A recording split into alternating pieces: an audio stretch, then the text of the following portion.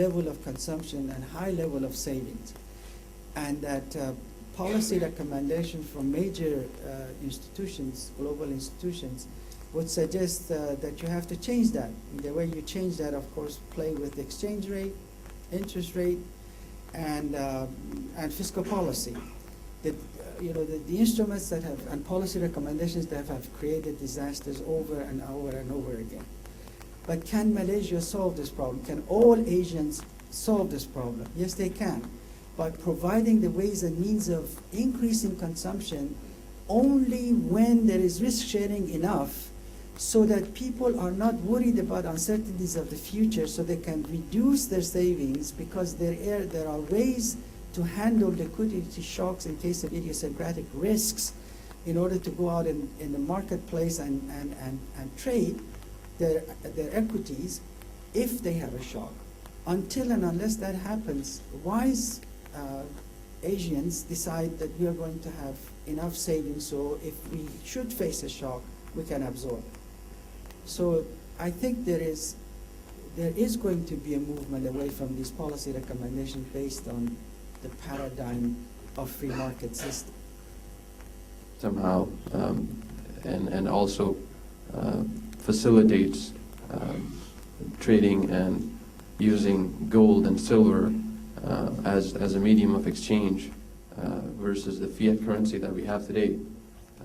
So I'd appreciate your comments on that. Thanks. Thank you very much. Again, an important question. My view, however, is that Islam is a universal language. All the good it has belongs to all human beings, not only Muslims.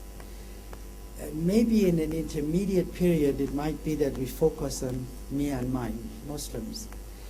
But what Malaysia is trying to do, or at least aspiring to do, is to develop a global financial center.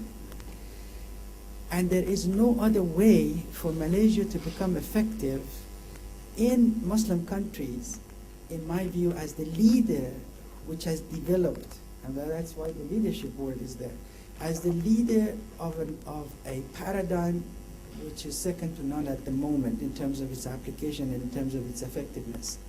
It can help Muslim countries by a change in the direction of trade, which is going to happen anyway, moving its technology and financial resources to developing Muslim countries, and then allowing the financial sector, along with the Islamic financial sector, to develop.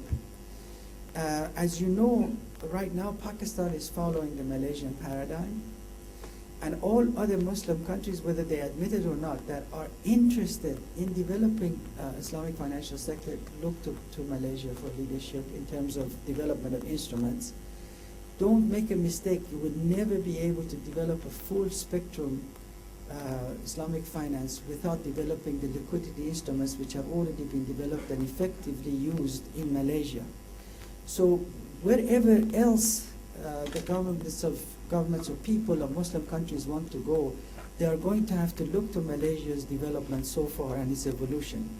Malaysia can serve the Muslim world by staying ahead of the curve in developing a global financial center right here, where it can intermediate a surplus funds which are going to be a large amounts coming from the West and coming from other surplus countries to developing countries in the Muslim world and elsewhere in the world. And let all humans benefit from the advancements and efforts that Malaysia has made so far. I believe that it is possible to help the development process in these countries, and Malaysia can be that agent of change, which is absolutely essential there. Because right now everybody's lost. They don't know which direction to go, including the West. Malaysia doesn't have to do that. If it can integrate and develop a forward strategy that focuses in developing with the government's help, it's not going to happen without government's help. And government's active participation in the market with instruments of financing its own budget through the stock market, then I think that this is going to be a major boon to the world economy. It's not only Muslim countries or Malaysia. All developing countries will benefit by it.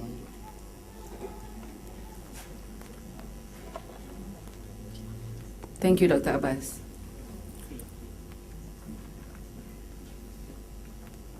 There is a question. Do you want to? One last question. Alaikum salam. Shawnami from INCEIF. Thank you for that very much. I share with you a sentiments of moving towards risk sharing of financing. But given the agency cost of risk sharing modes of financing, is it ever possible, especially in an information economy where there is no physical assets to be collateralized, or and it's a long-term, very highly risky, for example, in terms of biotechnology, for instance. Is it ever possible, given the agency costs, without raising the morality level of the society, is it possible to have more risk-sharing financing? Thank you. Well, of course, morality is very crucial, but where morals don't exist, regulation exists and supervision exists. Is to compensate for lack of morality, government can set up an extremely efficient regulatory and supervisory system. This is why I was asking, you really need extremely sharp lawyers, extremely good accountants.